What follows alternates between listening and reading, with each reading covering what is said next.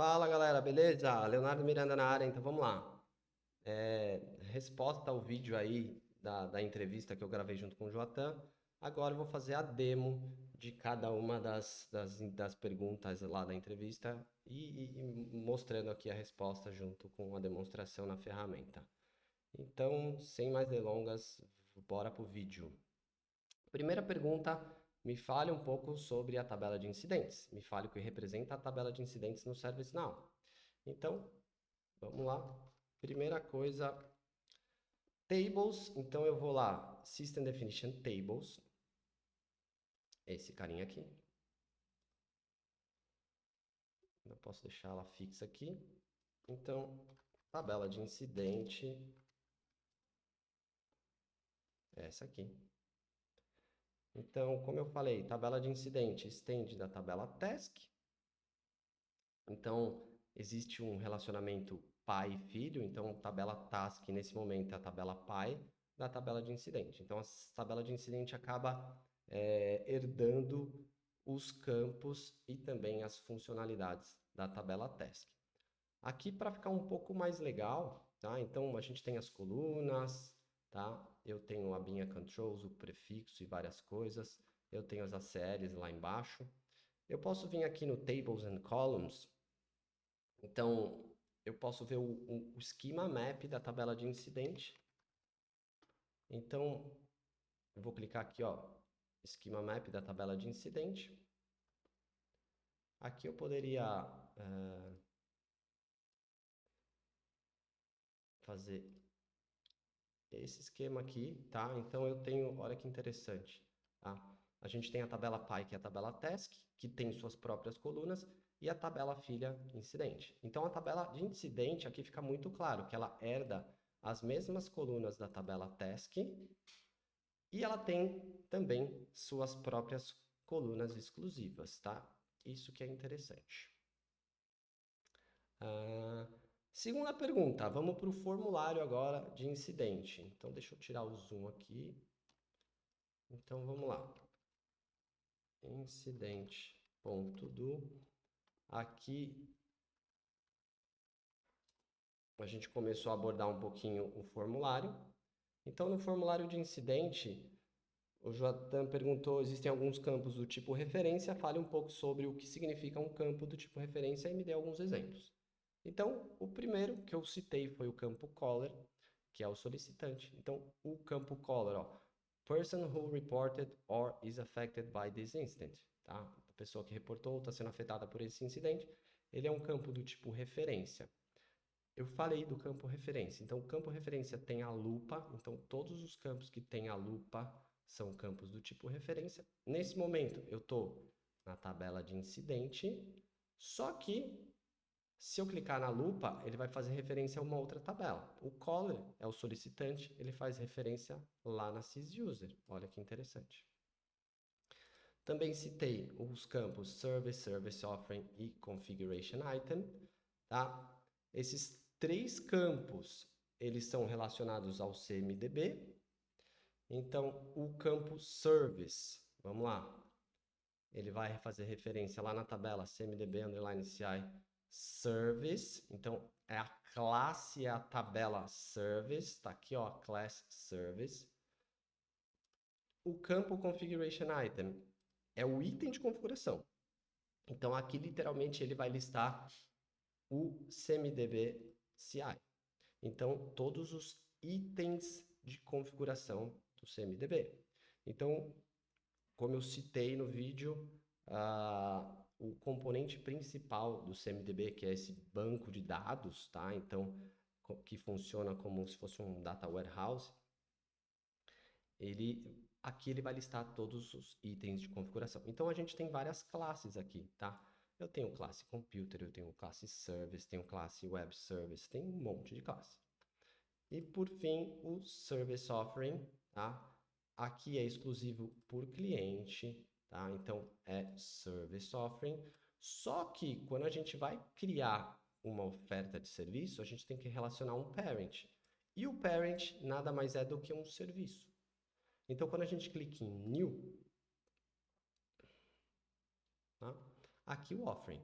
Então, mandatoriamente, o parent, tá? Ele relaciona um serviço. E aí eu citei o support group. Então, imagina que eu vou criar um offering chamado test. E o parent dele vai ser e-mail. E o support group, sei lá, eu falei bastante do grupo de hardware. Então, hardware. Então, eu faço isso aqui.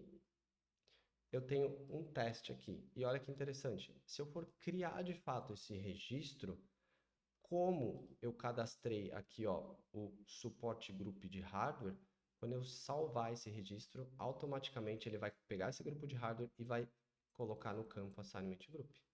Então, eu vou colocar qualquer color aqui. Vou colocar um short description, que é um campo mandatório. Então, quando eu salvo esse registro, ele vai colocar no assignment group o suporte group hardware. Por quê? Porque quando eu criei esse offering, tá? Eu coloquei hardware. Então, para evitar que isso aqui vá para uma fila diferente daquela oferta que a gente cadastrou, a gente faz isso. Se eu for abrir numa outra guia, então, deixa eu abrir aqui numa outra guia da minha PDI, o Service Offering, vocês vão ver que o Parent, ele é um Service. Então, aqui, ó, Service Offering. Aqui, ó. Então,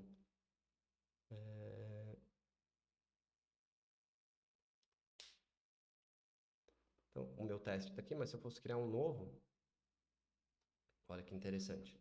O parent, que é um campo mandatório, ele filtra o quê? Ele faz referência ao quê? Olha lá, a um serviço. Então, você vai ter que colocar um serviço aqui. Joia. Além desse, eu também falei dos campos Assignment Group e Assign To. Então, o Assignment Group eu coloquei hardware. Então, ele vai filtrar os membros do grupo de hardware aqui no Assign To. Então, dentro do grupo de hardware, eu tenho 7 membros. Se por acaso eu tirar o hardware daqui, salvar esse registro, o Assign To agora, ele vai filtrar muito mais do que só 7 membros. Então, é isso. Tá? Então, ele é um campo dependente, como eu citei. Então, o Assignment Group ou Assign To, ele é um campo dependente. E também falei, aí uma outra pergunta foi que o Jota me perguntou, Assignment Group, ele vai listar literalmente todos os grupos da tabela de grupos? Não, tá? Então, se eu vier aqui, tá? Ele é um campo referência lá para SysUser Group. Ele está me filtrando aqui 39 grupos. Vamos dar uma olhadinha. Aqui, ó, tabela de grupos. Quantos grupos eu tenho? 46. Por que ele está filtrando só 39? Então, ele tem um filtro aqui. O filtro é o nome chique que eu falei de Reference Qualifier. Então, aqui, se eu entrar no dicionário desse campo, o que ele faz? Ele tem um Reference Qualifier, tá? Que ele é do tipo ITIL. Então, ele só vai filtrar grupos que são do tipo ITIL. Ele não vai listar literalmente todos os grupos lá da tabela. Então, respondendo a pergunta dele lá. Voltando lá no formulário,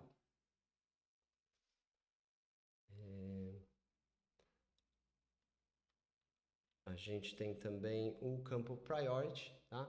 Então, o Priority, ele é a matriz, né? Impacto e urgência. Então, citei o impacto, One High, urgência, One High, a prioridade, One Critical. Se eu colocar o impacto Two Medium e urgência Two Medium, o campo Priority fica Three Moderate. Então, como eu citei, esse é um campo não editável. Isso aqui é uma matriz, tá? É uma tabela que Deixa eu mostrar aqui para você. Priority Data Lookup.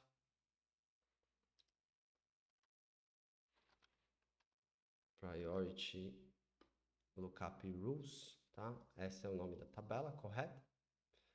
E é isso aí. Então, one high com one high fica one critical. One high com two medium fica two high. Isso aqui não tem código, como eu citei, é só uma combinação de valores. Depois ele comentou sobre o campo short description. Então esse é um campo string e o que eu pesquisar aqui, ele vai buscar na base de conhecimento e no item de catálogo. Então, se eu pesquisar, por exemplo, configuration aqui, ele vai fazer uma busca aqui, ó, na base de conhecimento e nos itens de catálogo. Então, qual que é a ideia desse campo, tá? O nome, tá, desse processo é deflection. Isso existe também lá no portal e nos outros produtos do ITSM também, tá? Então, na change, lá no problema, request, é tudo igual.